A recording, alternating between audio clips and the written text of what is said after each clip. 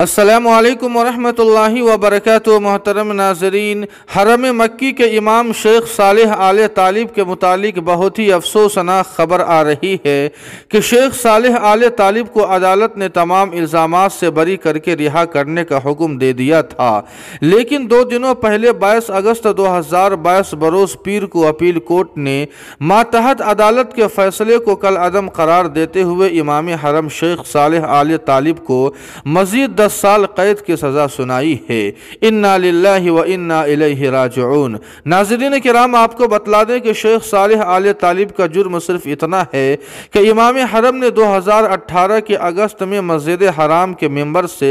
فحاشی اور عریانیت کے خلاف ایک شاندار